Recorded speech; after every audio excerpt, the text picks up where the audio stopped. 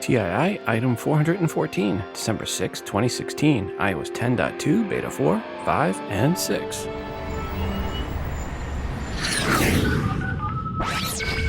Welcome to Today in iPhone. I like it a lot. Today in iPhone. Hey, Google! Oh yeah! My beautiful iPhone, which I never have out of my hand and that I do everything with and has become an extension of who I am. Today's episode is brought to you by Harry's. Right now you can get a limited edition holiday shave set while supplies last by going to harrys.com and using promo code TII at checkout for $5 off. This episode is sponsored by Boll & Branch. Go right now to bollandbranch.com and use promo code TII to get $50 off the nicest sheets and cotton products you've ever owned. Welcome to the show. I'm your host, Rob, and this is the Today in iOS podcast. First up, I want to thank Karthik for sending in the music you hear in the background. Karthik wrote, "Hi Rob, I'm submitting my song Dinosaur to play on the show. The song was created completely using the apps GarageBand and Auto-Tune Mobile on my iPad Air 2. My vocals were recorded using the Apogee Mic digital microphone, which I purchased from the Apple Store. The song is dedicated to my daughter, who is my #1 fan. To find out more info on my music, please check out soundcloud.com/rxtracks. Regards, Karthik M." Well, thanks, Karthik, for the music. And folks, I will put the full song at the end of the episode. Also want to thank John for sending in the artwork for today's show. John wrote the following. "Hi, Rob. I use Snapseed to create and tune the image, then overlay the branding text and tweak the image further with filters. I wanted to see how far I could take a single app, and Snapseed is pretty fully featured with a nice intuitive interface to make a lot of powerful image tools easy to use. Thanks, John Pauser." Well, thank you, John, for sending in this artwork. And folks, you can see John's artwork in the free TI app via the bonus button for episode 414 or at instagram.com/todayinios, and also as a standalone post in the VIP section and at facebook.com/todayinios. If you have some artwork and or music you have created on your iOS device that you would like to share with the audience, please email to me at todayinios@gmail.com. Please make sure to include which app or apps you use to create said artwork and or music. In this segment of How Wrong Were They, we have the following quote, "iPhone killer. BlackBerry 10 is here. iPhone is dead. Emotions run high as BlackBerry's 10 smartphones Q10 and Z10 make their debuts." Unquote. Bob Brown, InfoWorld, 30th of January 2013. That's something I would expect from Bobby Brown, the singer, not some bloke from InfoWorld. Just saying. For promo codes, on episode 413, we offered up chances to win promo codes for the app's System Util Dashboard and My Cards lists. Promo codes for System Util Dashboard have already been given out, but if you are interested in winning a promo code for My Card lists, one word, or want more info on that app, go back and listen to the beginning of episode 413. Sorry, no new apps this time. A quick reminder, if you are an app dev or an iBook author, email me if you want your app or iBook featured in the promo giveaway segment for free. We just need the 5 promo codes or more to give away. Simply email me at todayinios@gmail.com, and please include a 60-second or less audio review of your app or iBook indicating you are the dev or the author.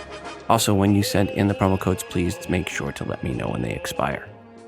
Apple went and released 2 new betas last week. On Monday of last week, they released iOS 10.2 Beta 4.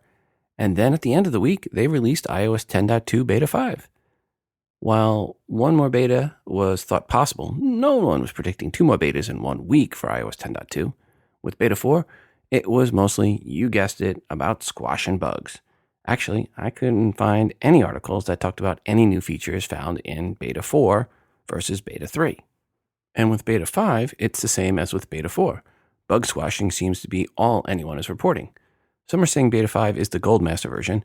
That will go out to the public, and the Gold Master version of iOS 10.2 is likely to go out this week. That's what some are saying. Or at least I should say some were saying. And another first for Apple, they released Beta 6 on Monday the 5th. That means 3 betas in 8 calendar days. That is a new record for Apple. Anyone saying they predicted betas 4, 5, and 6 in an 8-day window is full of it. This was really a unique situation. What is new in Beta 6 versus Beta 5? Well, that's hard to say because most people were still trying to find anything new in Beta 5 versus 4 or Beta 4 versus 3. Safe to say, Beta 6 is about bug squashing and optimization. Beta 5 actually ran pretty well for me over the weekend with the exception of one issue, and that being the home button would not always wake up the phone and I would have to hit the power button. Now, I thought that was gone and it was back, and I think the issue is when I'm on a phone call and I have a couple other apps open, and in the middle of that call, I get another call, then I can't seem to get it back. So it was strange. I'd actually hold the home button until it gives you the screen where it says, power off or cancel. And then I had to cancel to get out. So it seems like not all the bugs are squashed, at least for the iPhone 7 Plus. Both devs and public beta testers can get iOS 10.2 Beta 6, but hurry because Apple could release Beta 7 tomorrow, or maybe there will be one that comes out and becomes a Goldmaster. Who knows? It's been a really strange 8-day run for Apple.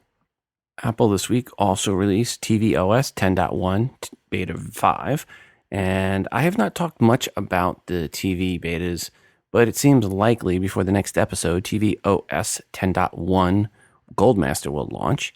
And the biggest additions are the TV app Apple recently announced and the single sign-on, which is great as it unlocks all the apps your cable provider allows for. So no more going through the CBS app, getting the code from your computer, then punching that code in, unlocking it, then going to the ABC app, getting the code from your computer, then punching that in and unlocking it, and the AMC app, and so on and so on and so on.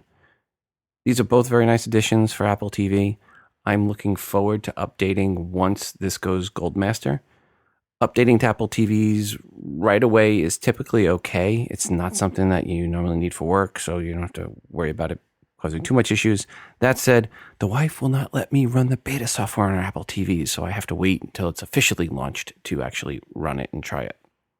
Hey Rob, this is Tom in New Jersey. Just wanted to report on my experience with the iPhone 6s battery issue. I'm an odd year updater, so generally get the S model when they are released. I purchased my 6S 13 months ago and was very pleased with its battery performance. There were times I'd forget to charge it and get almost 2 days of use out of it. Over the past 4 weeks, though, it started having shorter and shorter run times to the point where I would be hitting low power mode before I returned home for the day. I purged some apps that I didn't need and ensured GPS services were only being used by the apps that I wanted and understood the behavior of. Last week, I watched the phone drop 20% in about 5 minutes. The phone discharge had turned into a logarithmic scale, slow at first and then really, really fast, kind of like my gas tank. I stumbled across the news article about the China legal actions against Apple related to the iPhone 6s battery and the new replacement program, and it finally all made sense. However, it got worse quickly. Yesterday, it was 67% by the time I arrived at work, which is a 30-minute drive. I called Apple to open up a case. I have a business trip in 2 days and needed to get the phone fixed. All the appointments at the closest store were full until the weekend. The Apple rep informed me that there was a Best Buy store about 30 minutes away and now an authorized Apple repair center. So I took the chance and made an appointment for that afternoon. When I arrived, they did all the obligatory checks, serial number, diagnostics, etc., and created all the required paperwork. They said it would take about 2 or 3 hours to complete, and that's fine. I had some Christmas shopping to do. I came back completely bored after about 2.5 hours, hoping that they were finished early. The tech brought the phone to me, powered on, looked good, and asked me to unlock it so they could do the final diagnostic on it. I was thrilled. Then I sat and sat and sat. Turns out, in order to ensure Apple is happy with the repair, they required the battery serial number to be input into their system online to close out the ticket on my iPhone, my specific serial number iPhone. The battery serial number, as you guessed it, is on the battery and nowhere else. The tech had not written it down before he installed it in the phone. It was not on the battery box, the plastic bag, or any other paperwork that came with the replacement battery. Not only that, but it's on the back side of the battery. Long story short, I was in Best Buy for 6 hours trying to get my battery fixed because they had to do the replacement twice. I hate that because I know the phone will never be the same again as far as its structural integrity and seal quality. Thought I'd pass on the experience to my fellow TII listeners. Remind the technician when you're in there about the serial number and be proactive about getting it fixed when it starts to fade. Love the show. Thanks for what you do. Thanks. Bye. Tom, thanks for the feedback there, and sorry to hear your experience was less than stellar. Apple has a tool now where you can enter in your serial number of your iPhone 6s to see if it is eligible for a new battery. This relates to the unexpected shutdown issue.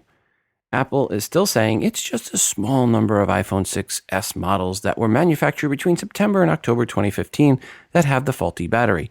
And these battery issues are the opposite of Samsung's, where those went boom. Apple's batteries just go.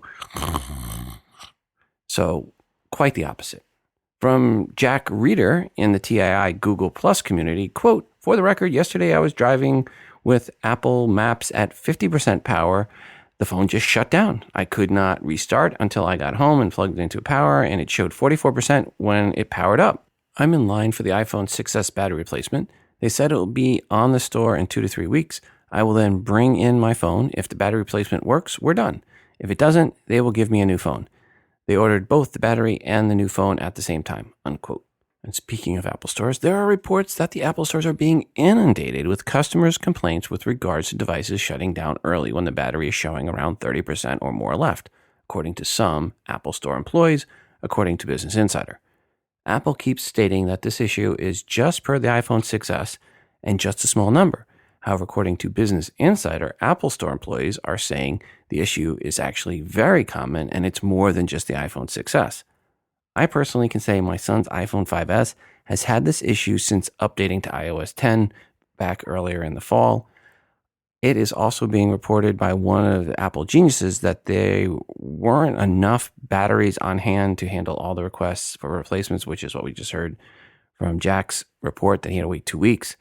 It really does look, though, here, this is more than Apple's letting on. This just seems to be a tip of an iceberg type issue.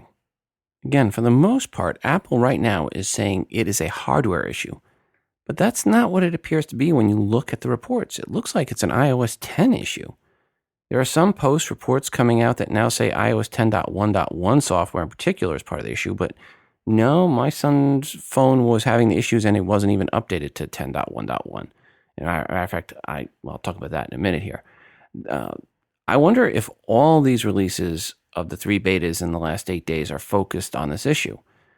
I actually updated my son's iPhone 5s earlier today to the new beta 6. I went from 10.1 up to iOS 10.2 beta 6, and we're going to see what happens. Right now, well, right after I did it, it was fully charged, and later on we'll see how it's going.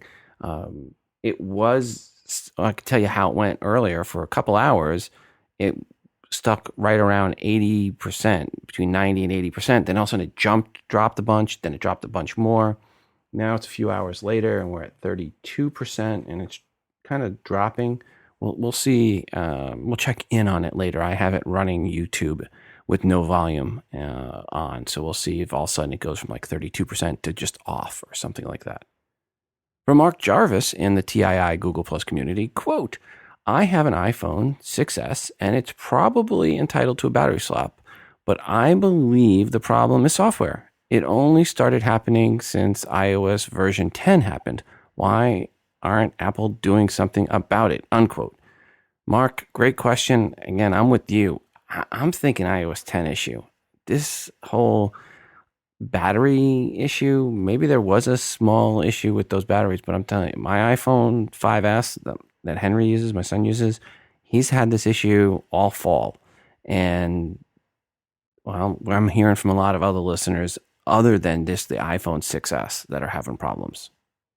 It might be too late for some of you when you hear this, but Apple from December 5th to December 11th is having their free Hour of Code workshops at all 487 Apple retail stores worldwide. It's geared towards kids. Quote, "Among the most popular events at Apple Store, Hour of Code workshops teach the basics of computer science with Code.org's programming tutorials. Apple and Code.org share the goal of giving every student the opportunity to learn computer science," unquote. A big part of this year's Hour of Code will include an introduction to Swift Playgrounds, which you have heard me sing the praises of earlier this year. Again, this is running from December 5th to December 11th. It's geared towards kids, so check your local Apple store to see if it's not too late this year for you. One thing you are not yet too late for is Apple's AirPods. As well, they're still not for sale. Despite lots of rumors for the past 6 weeks that it's going to be tomorrow, whenever today was that the rumor came out. And, well, tomorrow has yet to come for the AirPods. But one rumor posted on Mac Rumors is from a supposed email exchange with Tim Cook and an average Joe consumer. Joe Consumer wrote to Tim, quote, "Give us a release date. I really bought into the wireless version you painted. Now I'm stuck waiting for my AirPods, but can't charge my 7 at the same time, which is what I need to do at work. Let us know if it's a month or 6 months, because then I'll just buy some other wireless headphones," unquote. Tim replied back with, quote, "Thanks for your note. Sorry for the delay. We are finalizing them, and I anticipate we will begin to ship over the next few weeks," unquote. Mac Rumor says this email headers look legit, but yeah, faking that stuff is not too tough. And Mac Rumors pretty much said the same thing too.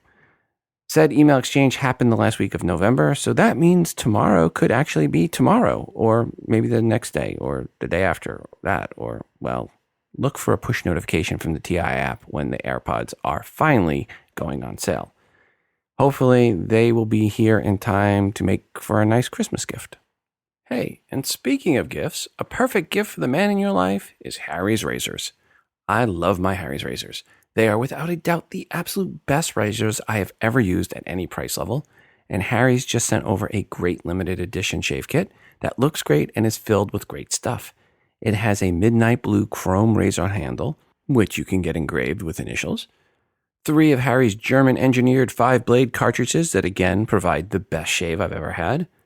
The foaming shave gel that smells amazing. And a beautifully designed gift box.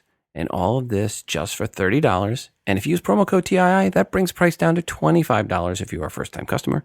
Go to harrys.com right now to get this limited edition holiday shave set while supplies last. And don't forget to enter the promo code TII at checkout for $5 off. If you haven't heard of them before, Harry's was started by 2 best friends, Jeff and Andy, who were fed up with being overcharged for razors. So they started their own razor company to give people what they deserved, a great shave at a fair price. They also offer handles and sets starting at just $10. If you haven't tried Harry's for yourself, you need to. And if you are looking to send Harry's gift kits as a gift this year, remember, free shipping ends on December 9th. So act now. Go to harrys.com right now and get a limited edition holiday shave set while supplies last. And don't forget to enter coupon code TII at checkout for $5 off. That's harrys.com with promo code TII. And do that before December 9th if you want to get the free shipping before Christmas. Hey Rob, this is Ben from Alabama. I wanted to get your input on the differences between the Series 1 and Series 2 Apple Watch. I know the main thing is the GPS and being waterproof and the display. I wondered if there's any other big difference in the processor or if the features are going to be pretty similar other than those 3 main points. Your input is very much appreciated. Thank you so much for the show. Bye. Ben, thanks for the voicemail message, and you pretty much nailed the differences. One has GPS, the Series 2 that is. It's waterproof, and it has a better screen. That's pretty much it. The Series 1 and Series 2 have the same processor. So the Series 1 is not, don't get mistaken, the Series 1 is not the original Apple Watch. The Series 1 is the updated original Apple Watch. It has the new processor in it. So it is a faster processor, but it's the same processor in the Series 1 and Series 2, which is faster than the original generation processor. That said, Series 1 is not waterproof. It doesn't have GPS, and it doesn't have the new screen. So those are the 3 big differences, well, that and price. Here's what I would say when trying to decide between the Series 1 and Series 2. Is a person likely to get it wet? I mean, really wet. Go swimming with it, fall in the pool, whatever. Are they really active? Are they sweat a lot? Do they work out a lot? Do they go running? Do they go jogging? Do they go walking? If they're very active and you're looking for very active use case, then go with the Series 2. If it's just more about jewelry and they're not going to go swimming with it and they're not going to go working out with it, go with the Series 1, because really they're basically the same between the two, and you don't need the GPS and you don't need the waterproof if you're not going to be using it working out and doing walking and jogging and all that other stuff. So that would be my differentiator. Now, I got my wife the Series 2 for our anniversary because she does work out. And so that was the reasoning for me going with the Series 2. For the difference in the screen, I can't really tell the difference in the screen. Into the email bag we go. Hi, Rob. Regarding a listener who noticed that the Apple Clock app no longer displays seconds and a desire to set clocks to the actual second, my suggestion is to skip adding another Unitasker app to your home screen and just go with the website, time.is. It's mobile friendly and displays exact time with running seconds. You can use the Safari app and keep the page in your timeline without adding another icon. But if you like one-touch access, then you can add that page to your home screen. As always, keep up the good work with all things iOS. Cheers, Paul G. in Lawrenceville. Paul, thanks for the heads up on time.is and using that to get the seconds. And folks, we all know how to set a web page to a home screen icon, right? Right? Oh, Tim, you don't? Well, here's what you do. Go to time.is on Safari on your iPhone, and then at the bottom, click the little box with the arrow out, and then the bottom row, go over and find Add to Home Screen, and tap that, and it will put the icon on your home screen. And then in the future, all you have to do is tap that, and automatically opens Safari to that web page. That's it. Back to the email bag. Hi, Rob. Enjoy the show as always. My favorite clock app is Grand Clock by Ansett LLC. This universal app gives you the look and sound of a grandfather clock. Visually, you can zoom in on the face of the clock, including the second hand, or zoom out to see the whole clock, including the swinging pendulum.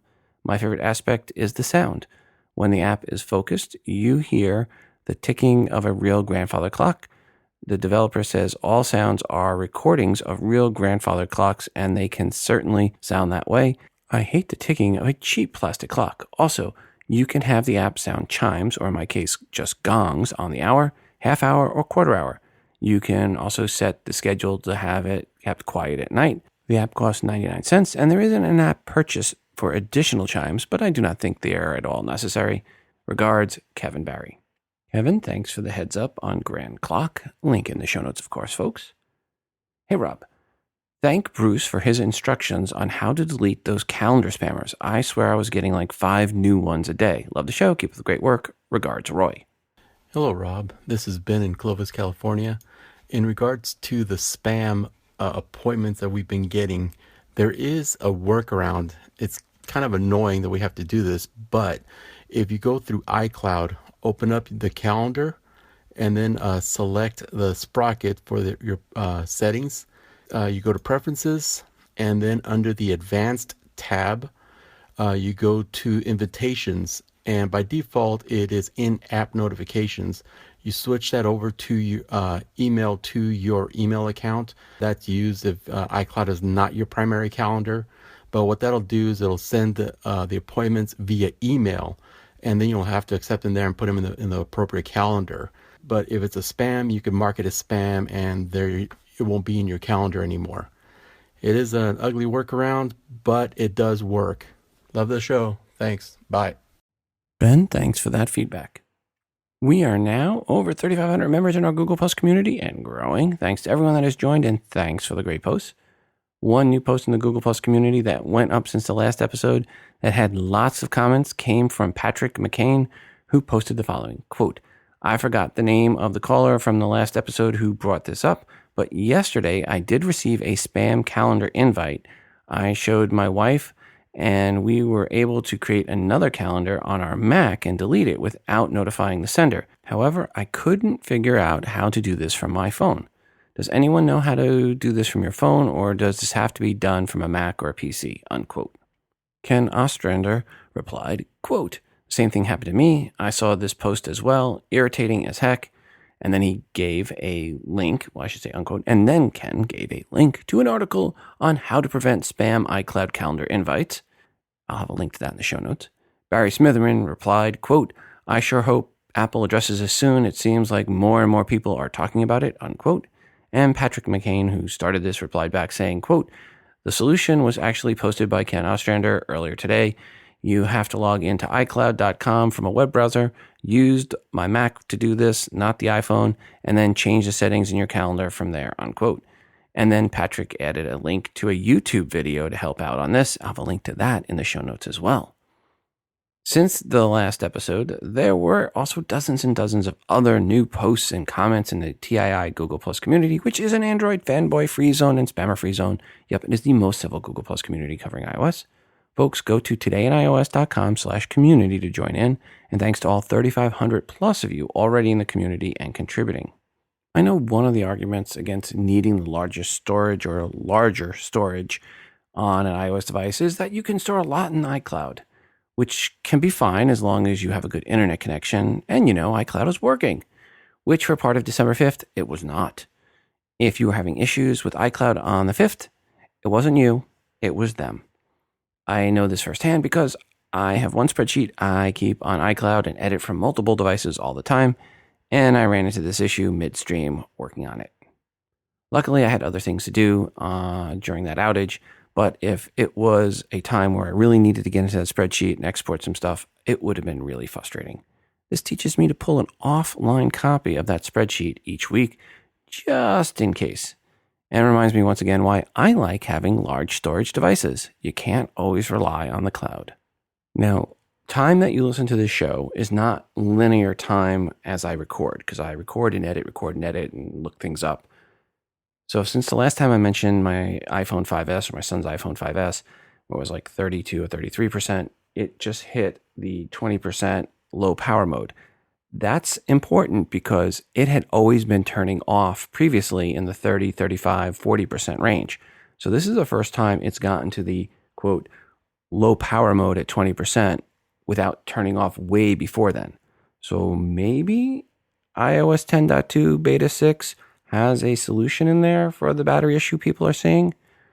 Keeping fingers crossed, but right now it's looking good that it's actually going down in battery life and not just turning off with lots of battery life left.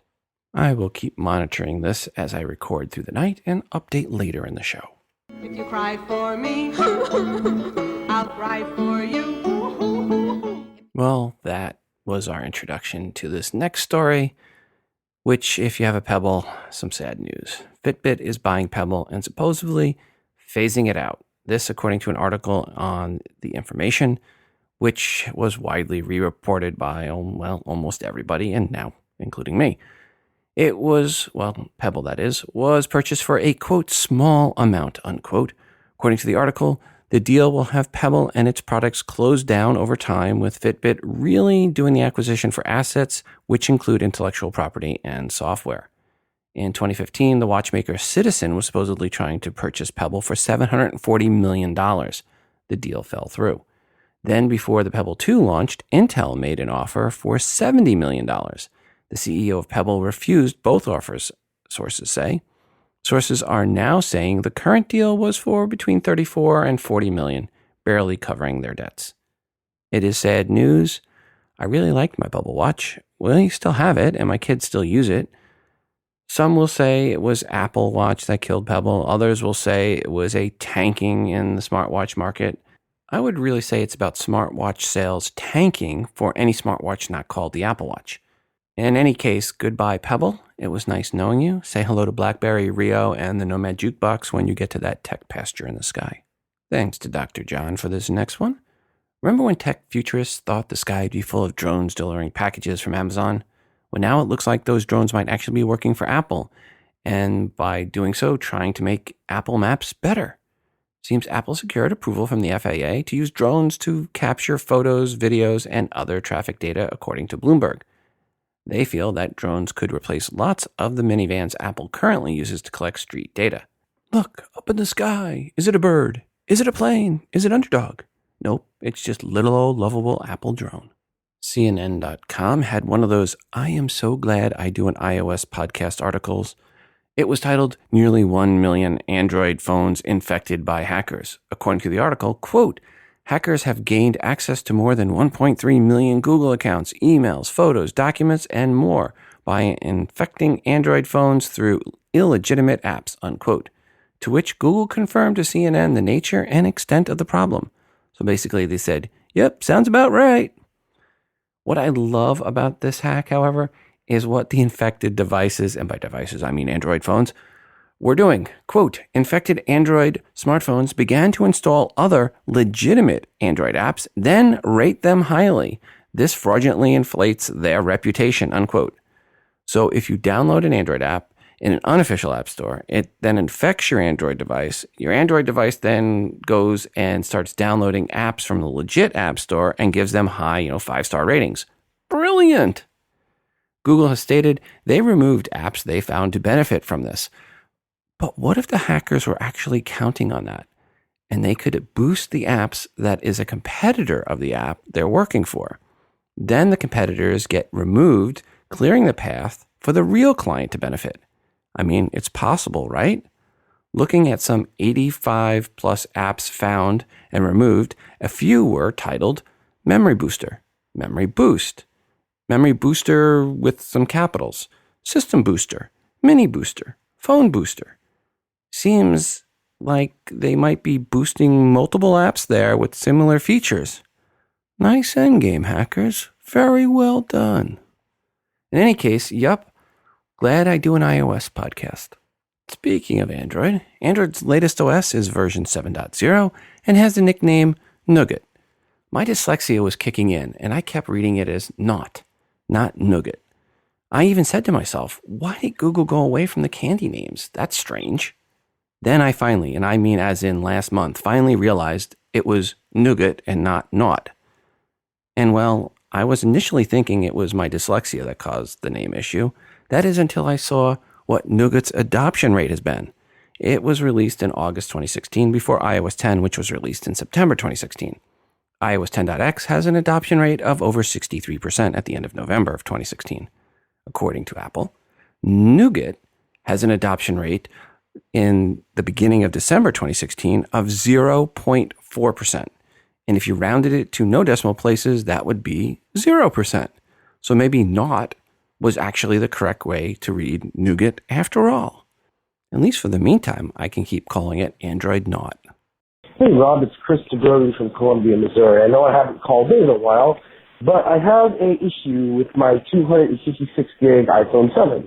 I don't have iCloud music turned on, and I have about 104 gigs left on my iPhone 7. I have about 180 gigs worth of music since I'm a DJ, and have that all on my phone is awesome. But the issue is now when I go to sync it to my computer that I've always synced it to, it no longer syncs any new music. And I've tried doing research and can't figure anything out. I've called Apple. They've been stumped. If you or anyone in the audience knows how to fix this, that would be great. Thanks. Have a great day and a Merry Christmas. Bye-bye. Well, if anyone can help Chris, please give us a call, 206-666-6364. That's 206-MOONDOG. Or shoot an email to todayinios@gmail.com. Switching gears, here's a quick tip for those running iOS 10. If you are ever in the Message app and trying to type a message and you go from portrait to landscape mode and you get that screen where you can do the handwriting, but you really just want a keyboard and wish it would stop giving you the handwriting option, simple enough. In the lower right corner, tap the keyboard and back to the keyboard you go, with the lower right now having a button to go to handwriting. So going forward, you will have the keyboard set back as default. My son was asking how to get rid of that, so figured others would have that question as well. And I can't see if I've ever talked about it on the show before, so there you go. Just tap that little keyboard symbol in the bottom right, and that will get rid of handwriting.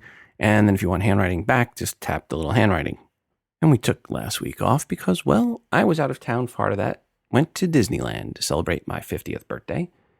And while we were at Disneyland, one of the things I kept seeing while we were waiting in line was people were playing charades. It was a lot of charades on the iPhones going on. So people in groups would just people be walking around. It was like everyone had their forehead, had an iPhone to their forehead. It seemed like every line I was waiting in. So that app seems to be, and multiple versions of that app seem to be pretty popular out there. I loved it though. If you got it right, you tilted the phone forward and that was a right. And if you got it wrong, you tilted it up and that was a wrong. So it was cute watching people do that. We loaded it up and we tried it a little bit. Definitely helps pass the time while you're waiting in line for a ride at Disneyland. Speaking of trips, here's an email.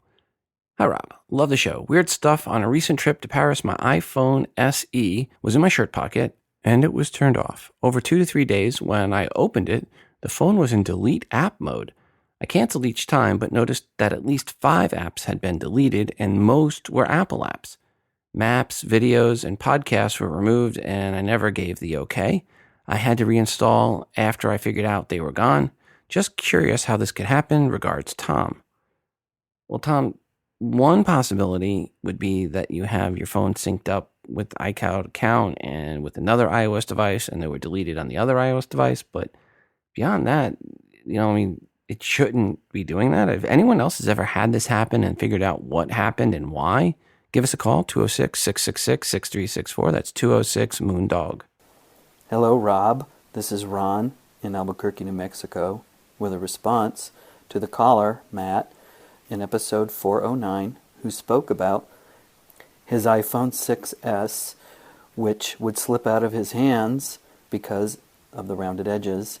And what I'm using is also an iPhone 6S, and on it is a case by Case Logic.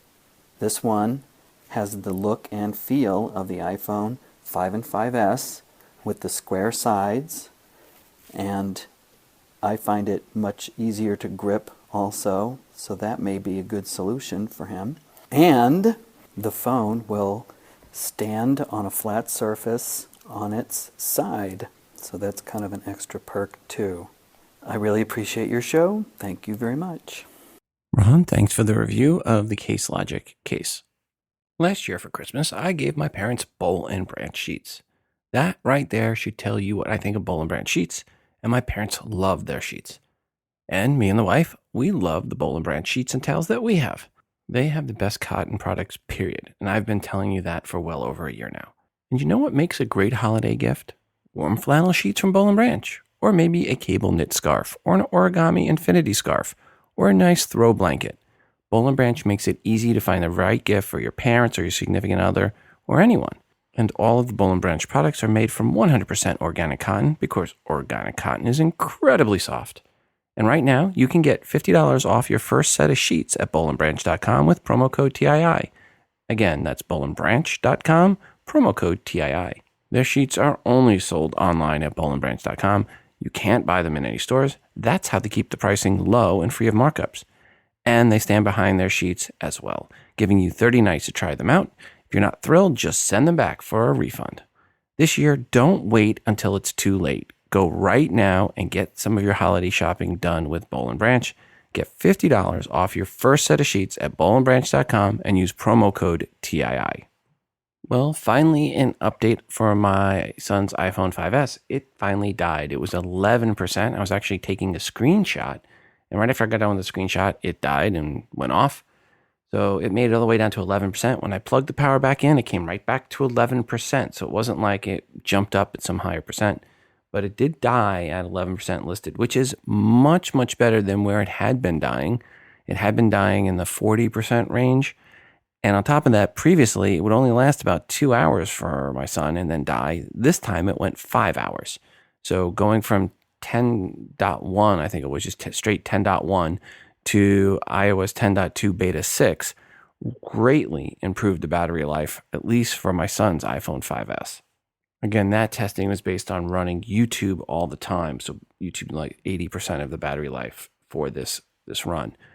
I will give it back to my son, and next episode I'll report and see it. Well, I'll report back if it wasn't fixing the issue, but hopefully I'll be able to say, yes, it was a good fix and he's much happier with the life of his phone. We'll find out next step. If you are a dev running iOS 10.2 beta 6, what kind of improvement have you seen in battery life on your device, and which device were you running and were you having issues prior to that? Give us a call, 206-666-6364. That's 206-MOONDOG, or shoot an email to todayinios@gmail.com. And I should say, not just if you're a dev. If you're a beta tester, public or dev beta tester, let us know what your results have been. This week for a Kickstarter project, I had a few of you send in links to this one. It's called Perfect iPhone Case, Extra Battery, Extra Memory, and More. Nice pithy title. This one has a goal of $30K. It has raised $10K and has until Friday, December 30th at 12 p.m. Central Time to get the other $20K. They have versions of this case for the iPhone 6, 6S, 6 Plus, 6S Plus, 7, and 7 Plus. What does said case do? Well, a few things. 1, it extends your battery life by up to 2 times. 2, it adds external storage, either 64 gig or 128 gig of extra storage. 3, it has a headphone jack for the iPhone 7 and 7 Plus versions. Pricing starts at $80 for the 64 gig version and $100 for the 128 gig version. Pricing is very nice for what you get, but those prices are super early bird pricing. There's a little bit higher pricing for the just early bird and then a little bit higher for the next level. So don't delay. If this sounds like something that you are interested in, look for, quote, perfect iPhone case, unquote, in Kickstarter.com or in the show notes for episode 414 over at todayandios.com. One of the craziest Christmas presents I saw this year is the new Mac candle. And burning this candle is supposed to give off the scent of a new Mac, which evidently is a mix of mint, peach, basil, lavender, mandarin, and sage. Right now it's out of stock, so it's actually popular and sold out. It is $24 when in stock, and there will be a link to it at 12south.com in the show notes for episode 414. If you can't wait for the new Mac candle to get back in stock, they do have right now in stock the new Samsung candles, which when you burn those, they say is a mixture of the smell of your house on fire, your car on fire, and the smell of the rubber gloves that TSA agents wear. Oh, come on. How could I not go there? One of the benefits of this podcast is when the kids, my kids that is, want an app, I can just email the devs and get a promo code so they don't have to spend their money. It is my way of showing off to my kids. Besides, if you work at a bakery, right, you bring home donuts for your kids. If you're a cop, well, you bring home donuts for your kids. And if you do an iOS podcast, you don't get donuts, you get apps. But I need to teach the kids that there's always a price to pay. And one of the games my kids received a promo code for in October, and they're still playing, is Toca Kitchen 2. First, here is a review that my youngest son, Porter, recorded. Hi, this is Porter from Porter's Podcast. I'm doing a review on Toca Kitchen 2. The goal of the game is to make your character like the food, and there's 3 different characters that you can feed, or you can go like to make the goal like to make it like it, or do anything you want in the kitchen. So there's like things you can do, like different foods that you can get, and then you can fry it, you could chop it, you can actually blend it, and they will drink it and eat what you create, and you can mix up foods, and then there's like there's ketchup, and then there's different spices. It's a very cool game. What I want to talk about is some of the foods and how you do the stuff. There's a refrigerator that's holds the food, I bet you could tell, and the reactions are pretty funny. And what I want to say is it's a really good game. How old do you think you have to be to play it? I think you should be at least 5. It matters on your parents because it matters what your parents say. Because there's like the oven, you can hurt yourself. The frying pan, you can hurt yourself. So I'm thinking about range of 5. I think it's a funny game of the reaction. What there is different foods. Like you fry it. You can do anything with the stuff that you have. I think the one of the characters, their least favorite food has to be the broccoli. It's the reaction of it. But I think is that it's like cost money, but I still think it's a really good game, and I think it's really worth it. I'm talking about Toca Kitchen 2. This is Porter from Porter's Podcast. I really hope this review got to you today. Bye. Well, Porter, thank you for the review of Toca Kitchen 2. But hey, both kids are playing the game, and Henry put together a screencast video of him playing Toca Kitchen 2, which he uploaded to his YouTube channel. Link in the show notes to that video review and demo of the app. Thanks to the devs for the promo code, and for my sons for doing their reviews. Again, both are still playing the app after almost 2 months. That means it's a pretty good app, and there'll be a link to it in the show notes. Hey, Rob, this is Gil from Boston again. I have a question problem with my new iPhone 7, which I otherwise like a lot. The problem is that apparently you have to touch skin to the home button in order to gain access to it, which is a real problem when I have it when I have the phone in an armband, which I use when I'm gardening or when I'm running.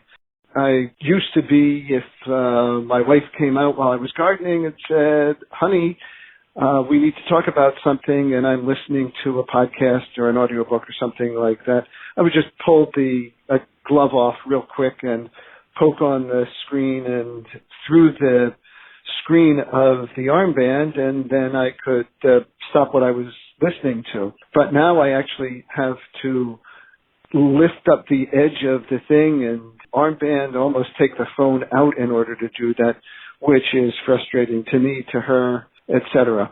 So the question is, what are the solutions that people have for this? I actually looked up armbands for iPhone 7 online. Belkin has one which supposedly addresses this specific issue, although when I look at the pictures, I don't see an extra hole where I can reach in and touch. Amazon seems to have a few listed, but there are lots of reviews on a number of their models that say, one, it doesn't have a hole to address this problem, and two, the holes at the bottom are not in the right place because it doesn't have the spot in the center, etc. So the industry hasn't quite caught up with this yet. And the Belkin one, if it is good, costs about $30, whereas, generic versions of armbands that I've used in the past, which are just as good in most cases as the brand names like Belkin, can usually get for about $6 or $7 instead of close to $30. So do your users of the iPhone 7, are there people out there who have found an armband that they like which addresses these issues? Thanks a lot. Keep up the good work. Take care. Bye. Gil, thanks for the voicemail message, and I'll send this out to the audience. If you have an armband that you're using with your iPhone 7 that you like and works correctly, give us a call, 206-666-6364, or shoot us an email, todayinios@gmail.com. Let us know which armband you're using with your iPhone 7 that allows you to play and pause music. Rob, about 8 years ago, I wrote you about the iPhone 3. Yes, 3. It was after the iPhone 4 came out, and you encouraged me to upgrade my phone. Well, I went to Android instead, and my Samsung was okay. I dropped it 2 stories while trying to go out on the roof on the Montgomery County Courthouse. I'm a reporter. I used my insurance to have it replaced, and finally the charging port went bad on my second Samsung. About that time, Samsung pulled the Note 7, and a few reports hinted that the same issue could affect other smartphones. Okay, I'm not a fanboy, so I started looking again at the iPhone. I didn't want to go with the iPhone 7 and found a great deal on iPhone 6 SE at AT&T. I love it. Glad to be back, and last night subscribed to your podcast once again. Thanks for all you do. Regards, Frank Phillips. Well, Frank, welcome back to the light side. Hi, Rob. My Apple Watch Gen 1 was bricked by Watch OS 3.1. The watch had AppleCare.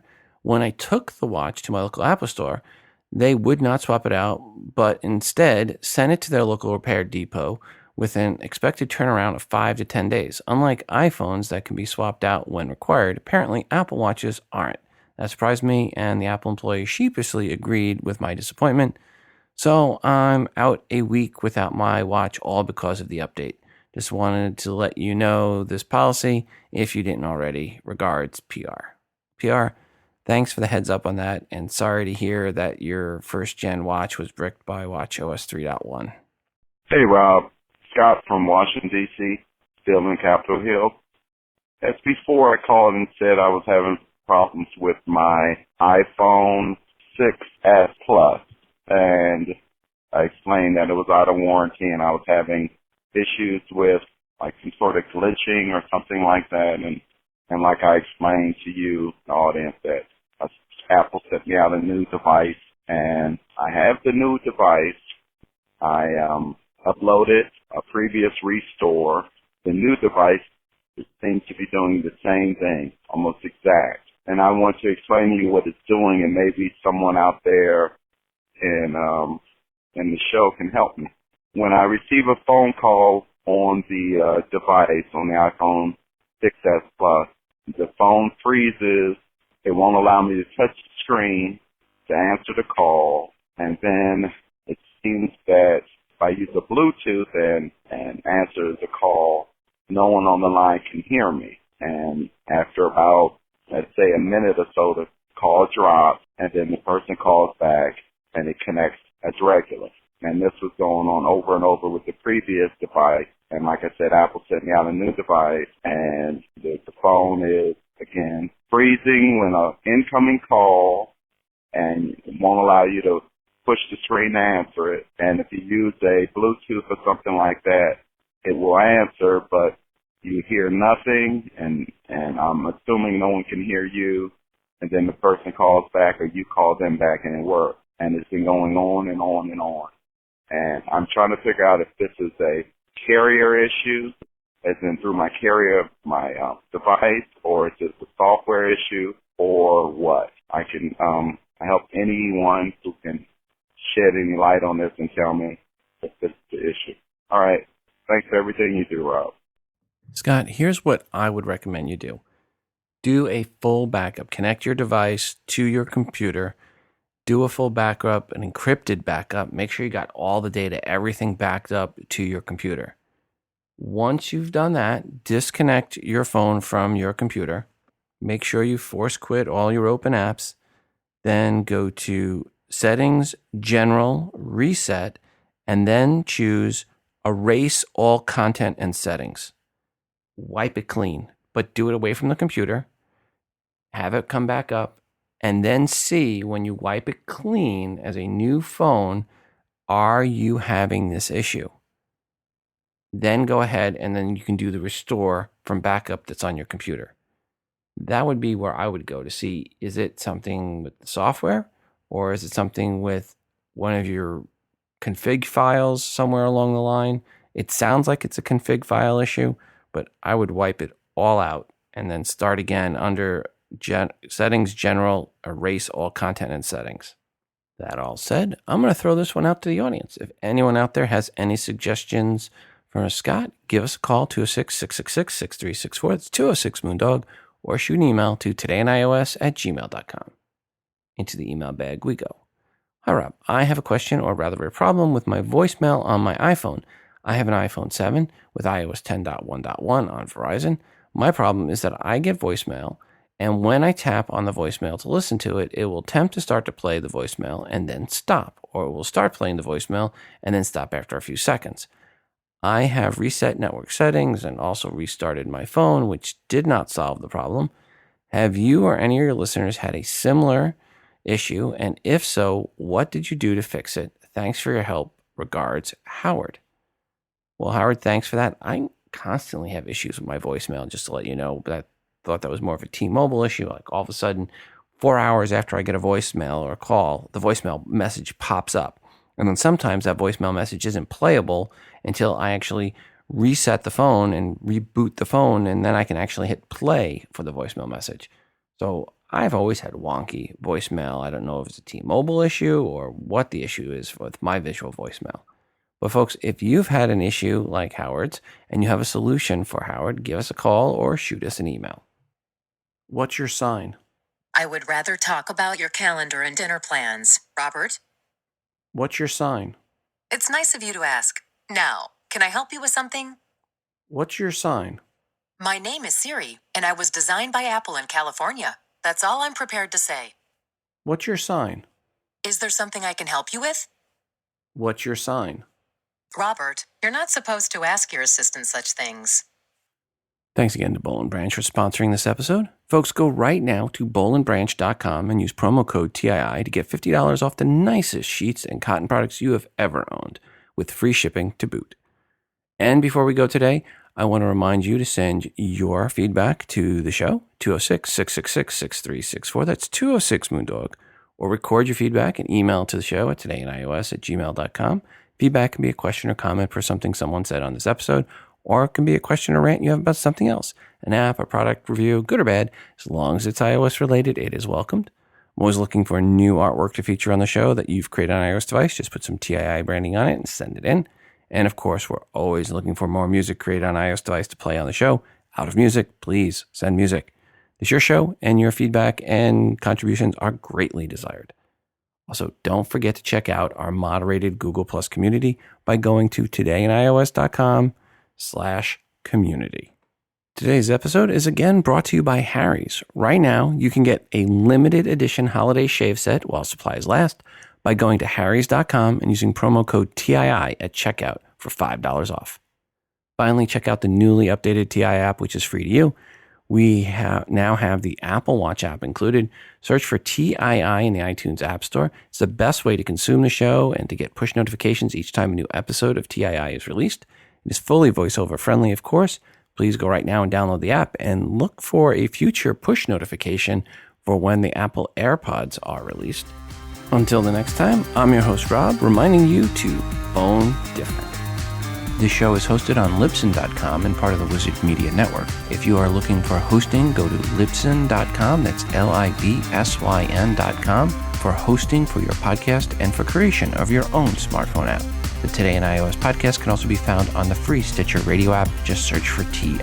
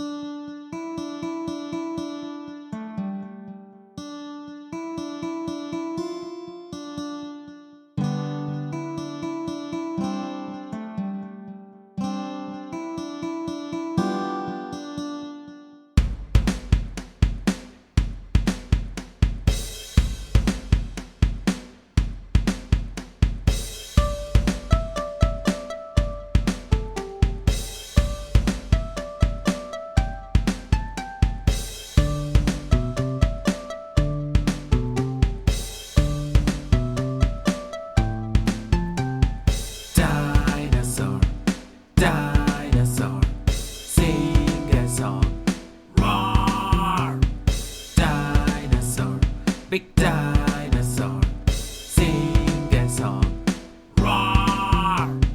Dinosaur, dinosaur, sing a song, roar.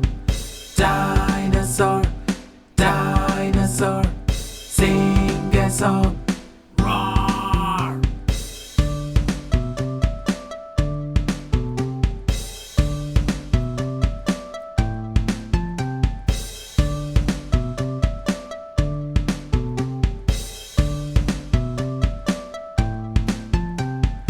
Stegosaurus, Brachiosaurus, Apatosaurus, Ankylosaurus.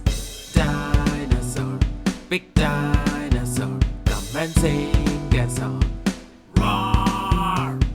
Dinosaur, dinosaur, sing a song, roar. Dinosaur, dinosaur, sing a song, roar.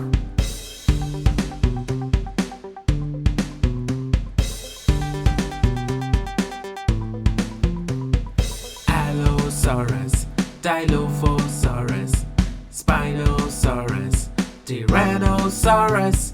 Dinosaur, big dinosaur, come and sing a song, roar. Dinosaur, dinosaur, sing a song, roar. Dinosaur, dinosaur, sing a song, roar.